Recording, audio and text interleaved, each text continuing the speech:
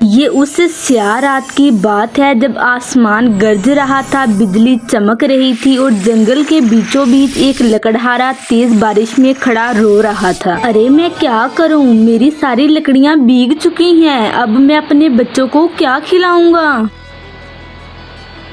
लेकिन उस लकड़हारे को क्या मालूम था कि आज की यही बारिश उसकी किस्मत बदलने वाली है। लकड़हारा रोते हुए कहता है, अरे मैं क्या करूं, इतनी बारिश में मेरी लकड़ियां भीग चुकी हैं, अब मैं इसको बाजार में भी नहीं बेच सकता। वो गुस्से में आकर लकड़ियां नीचे फेंक देता है और कहता है, मेरी बीवी बच्चे भूखे हैं, मुझे खाली हाथ देखकर सब टूट जाएंगे। अरे मेरे साथ कभी भी अच्छा क्यों नहीं होता। तभी उसकी नजर एक पेड़ के नीचे जाती है जहाँ पर एक पुराना मिट्टी का घड़ा दबा हुआ था। उस घड़े में से एक अजीब सी चमकती हुई अंगूठी निकलती है। अरे ये अंगूठी कैसी है, अजीब सी चमक है, इसको मैं पहन कर देखता हूँ। ये अंगूठी इस घड़े में कैसे आई है।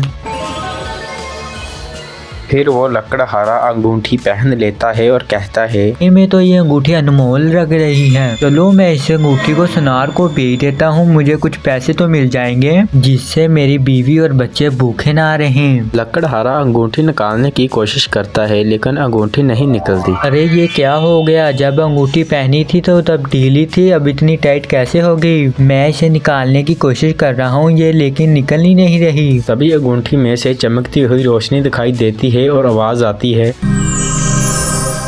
तुम जो मांगोगे वो तुम्हें मिलेगा। अरे बोलो तो सही। ये कौन बोल रहा है, मेरे सामने तो आओ। तुम डरो मत, मैं एक जादुई अंगूठी हूँ, मैं तुम्हारी 4 ख्वाहिशें पूरी कर सकती हूँ, मांगो जो तुमने मांगना है। वो दिल ही दिल में सोचने लगता है, जहाँ ये सच में जादुई अंगूठी है, मैं इससे बहुत सारा सोना मांग लेता हूँ। ठीक है, मैं अपनी ख्वाहिश मांगता हूँ, मुझे बहुत सारा सोना दे दो।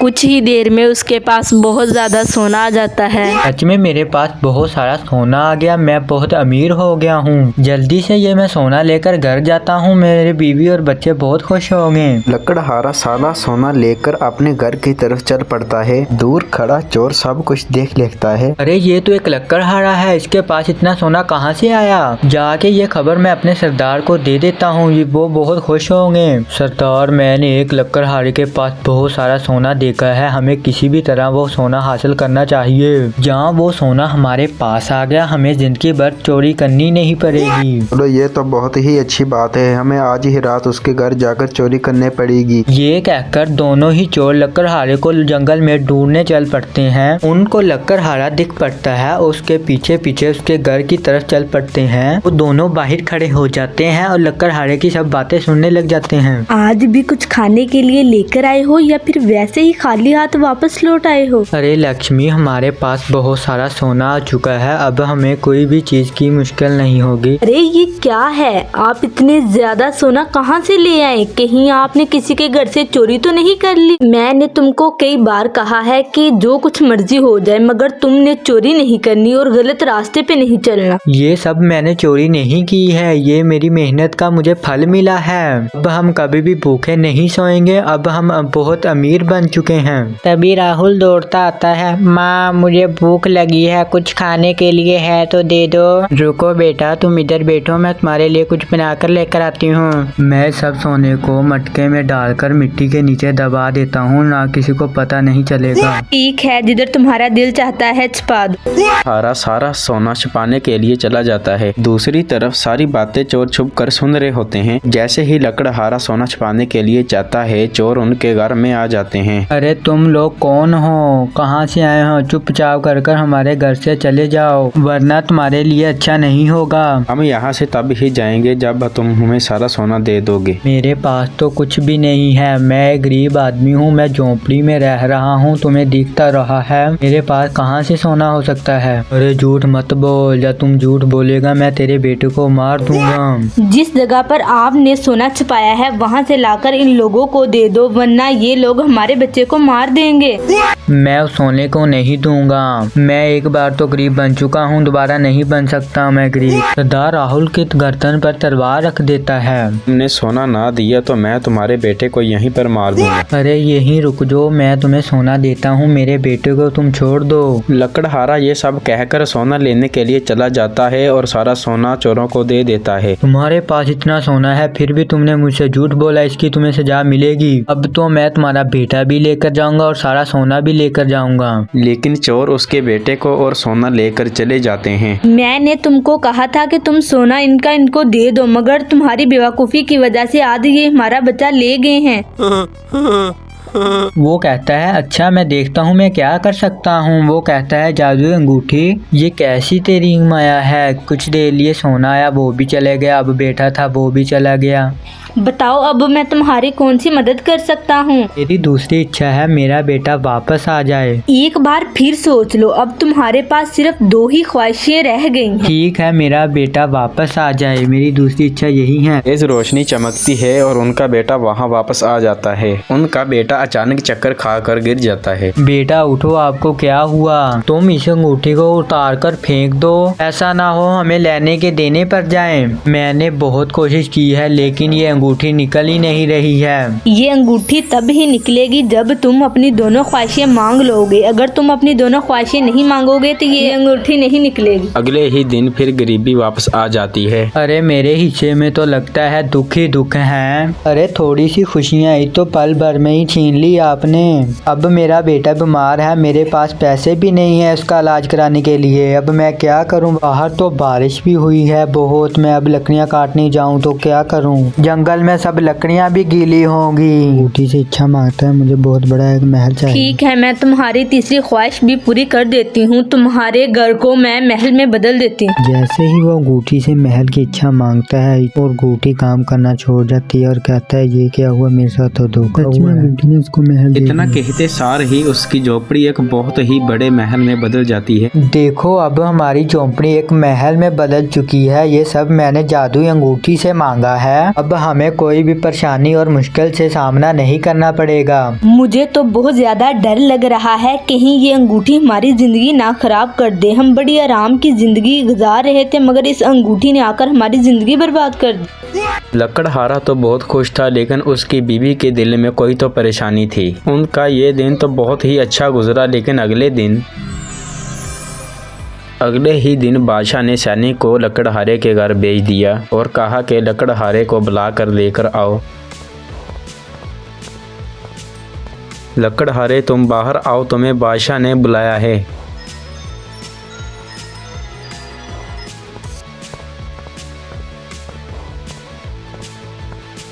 अरे बादशाह ने मुझे क्यों बुलाया है? तू रातों रात इतना अमीर कैसे हो गया और इतना बड़ा महल कैसे खड़ा कर लिया? बादशाह ने ये बात पूछने के लिए तुम्हें वहाँ पर बुलाया है। लकड़हारा इतना पूछने के बाद बादशाह के महल की तरफ चल पड़ता है।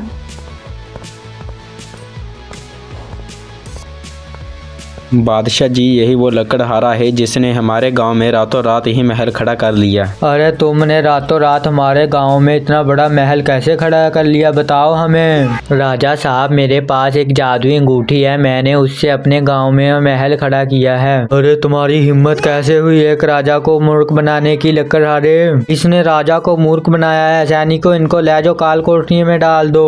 लकड़हारा कहता है बादशाह मुझे एक मौका दो, मैं आपको साबित कर दूंगा कैसे मैंने महल बनाया है। बादशाह लकड़हारे की कोई बात नहीं मानता और काल कोठरी में डाल देता है। अरे भगवान मेरे साथ क्या हो रहा है? मैं जो भी मांगता हूँ उसका उल्टा असर होता है। मैं क्या करूँ? ये अंगूठी सारी मुसीबतों की जड़ है। मैं अपनी मेहनत से अपनी जिंदगी गुजारना चाहता हूँ, मुझे ये अंगूठी से आजाद कर दो। लकड़हारा अंगूठी को निकालता है लेकिन अंगूठी नहीं निकलती। ये अंगूठी क्यों नहीं निकल रही? मैं अपनी मेहनत और कामयाबी से जिंदगी गुजारना चाहता हूँ। अंगूठी से आवाज आती है जब तक तुम अपनी इच्छा नहीं पूरी कर सकते मैं नहीं निकल सकती। मैं कौन सी इच्छा मांग सकता हूँ? जब भी मैंने कोई इच्छा मांगी उसका उल्टा ही असर हो चुका है मेरे साथ। तुम्हारी वजह से इस काल कोठरी में बंद हो चुका हूँ। कोई वजह नहीं है, है। जैसी तुमने इच्छा मांगी थी मैंने वैसी ही पूरी की है। ये तुम्हारा ही दुर्भाग्य है, तुम्हारे भाग्य में सुख नहीं है। तुम्हारी इच्छा एक और है, तुम अपनी इच्छा मांगो। लकड़हारा कहता है मैं तुमसे और कोई भी इच्छा नहीं मांगूंगा, तुम मेरी जान छोड़ दो, मेरा पीछा छोड़ दो, मेरे हाथ में से निकल जाओ। लकड़हारा काल कोठरी में बंद होता है। मंत्री सब अब बताओ हम क्या करें, कुछ समझ नहीं आता, हमारे राज्य के सारे लोग भूख और प्यास से मर रहे हैं, अब मैं क्या करूं, तुम ही बताओ। हमें कुछ ऐसा करना चाहिए जिससे उनके भूख और प्यास अब मिट जाए। महाराज आप सब कुछ सही कह रहे हैं, इस बारिश ने सब गांव वालों को तबाह कर दिया है और फसलें सब कुछ तबाह हो चुकी हैं, सब गांव वाले बेघर हो चुके हैं। मंत्री जी मैं सब कुछ जानता हूँ, अब हम उनके लिए क्या कर सकते हैं, जो महल में राशन पड़ा है वो तो बहुत कम है लोगों के लिए। महाराज हमें पता है गांव वाले भूखे हैं और कितने दिन इस राशन से गुजारेंगे, हमें क्या करना चाहिए, मुझे लगता है हमें उनके लिए कुछ अच्छा करना चाहिए। अरे हमें राजगुरु को बुलाना चाहिए, इस कठिन मुश्किल में वो ही हमारी मदद कर सकते हैं, नहीं तो वो हमें कोई हल बताएंगे इसका। राजा साहब इतना कहते हैं और राजगुरु उनके पास आ जाते हैं। राजा साहब मैं आपके पास ही आने लगा था, मुझे पता चला है गांव सब तबाह हो चुका है बारिश की वजह से, मैं आपके पास ही आने लगा था, इस मुश्किल का हल मुझे मिल चुका है। महाराज वो आदमी आपके महल में ही है। महल में तो हजारों कैदी हैं, आप किन की बात कर रहे हैं? मैं उन सब लोगों की बात नहीं कर रहा, केवल एक आदमी की बात कर रहा हूँ जो लकड़हारा है। वो साधारण लड़का नहीं है, उसके पास जादुई शक्ति है, जो रहस्यमयी एक अंगूठी में कैद है शक्तियाँ। वो अकेला लकड़हारा हमारे राज्य को मुश्किल से निकाल सकता है। महाराज उस आदमी को बुलाओ, राज्य की सारी रक्षा उसके हाथों में है। सैनिकों जाओ उस लकड़हारे को मेरे पास लेकर आओ। कुछ ही देर में सैनिक लकड़हारे को बादशाह के पास ले आते हैं। बादशाह सलामत मुझे क्यों इधर बुलाया गया है, मुझे जाने दो, मेरे घर में बीवी बच्चे मेरा इंतजार करते होंगे। अच्छा हम तुम्हें जाने देंगे, तुम्हारे पास एक अंगूठी है, उससे हमारे राज्य की भलाई मांगो। अच्छा मैं मांग देता हूँ राजा साहब, उसकी एक कमी है। पता है तुम उस अंगूठी से 3 बार इच्छा मांग चुके हो और तुम एक इच्छा ये मांगो कि हमारे राज्य की भलाई हो जाए। राजा साहब ये तो मैं मांग देता हूँ इच्छा, लेकिन उसका नुकसान होता है उल्टा। कुछ नहीं होता, तुम इस अंगूठी से मांग कर तो देखो, हमारी तो उम्मीदें तुम्हारी इस अंगूठी पर है। बारिश की वजह से सारे गांव वाले परेशान है, कुछ नहीं होता, तुम इस अंगूठी से मांग कर तो देखो। ठीक है बादशाह सलामत, मैं मांग कर देखता हूँ, जब कुछ उल्टा हो गया इसका जिम्मेदार मैं नहीं होगा, आप ही होंगे। गांव में मुसीबत उल्टी पड़ सकती है, मैं आपको पहले बता देता हूँ राजा साहब। मैंने तुम्हें पहले भी बताया है, कुछ नहीं होता, तुम मांग कर तो देखो, जो भी होगा मैं देख लूंगा। वो अंगूठी से कहता है मैं तुमसे एक आखिरी इच्छा मांगना चाहता हूँ। कहो लकड़हारे तुम्हें क्या चाहिए? मैं अपने गांव वालों के लिए सुख शांति चाहता हूँ, मेरी यही एक आखिरी इच्छा है, मेरी ये इच्छा पूरी कर दो। उसी वक्त अंगूठी से तेज रोशनी निकलनी शुरू हो जाती है और उसमें से एक विशाल परी निकल आती है। अरे लकड़हारे ये क्या है, ये कौन है? महाराज मैं आपको नुकसान नहीं पहुंचाना चाहती, मैं एक जल परी हूँ। सदियों पहले मुझे एक राक्षस ने इस अंगूठी में कैद कर दिया था।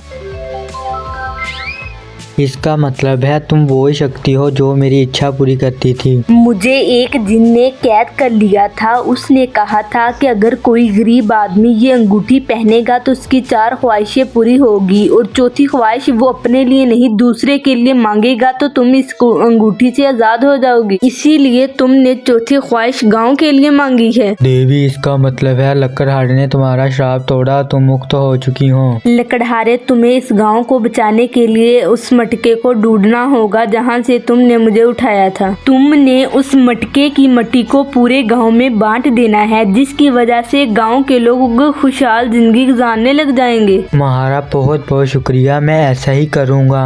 लकड़हारा परी को इतना कहकर परी आजाद हो जाती है।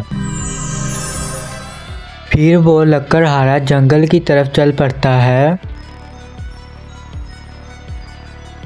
थोड़ी देर चलने के बाद लकड़हारा उस घड़े के पास आ जाता है। अरे ये पड़ी है मिट्टी, मुझे जल्दी से इस मिट्टी को लेकर गांव वाले के पास जाना चाहिए। जैसे ही लकड़हारा मटकी को पकड़ता है उसमें से आवाज आती है, तुम मुझे ऐसे ही नहीं लेकर जा सकते, तुम्हें एक सवाल का जवाब देना पड़ेगा। मुझे तो लगता है ये एक जादुई मटकी है, इसे हासिल करने के लिए मुझे इसके सवाल का जवाब देना पड़ेगा। ठीक है, मैं आपके सवाल का जवाब देने के लिए तैयार हूँ। अगर एक बंदा जिंदगी में सिर्फ अपने लिए ही सोचता है और दूसरों के लिए वो तकलीफ बनता है, उसका मुस्तकबिल कैसा होना चाहिए? इसका जवाब है जैसी करनी वैसी भरनी। जो दूसरों के लिए अच्छा सोचता है उसको जिंदगी में मेहनत का फल मिलता है, जो दूसरों के लिए बुरा सोचता है उसे जिंदगी भर तकलीफ उठानी पड़ती है। तुमने सही जवाब दिया, बिल्कुल तुम मटकी को साथ लेकर जा सकते हो। वो मटकी लेकर राजमहल पहुंचता है और बादशाह सलामत को कहता है, ये लो बादशाह सलामत मटकी। बादशाह वो मटकी लेकर कहता है, इसे पूरे गांव में बांट दो। वजीर लकड़हारे से मटकी पकड़ता है और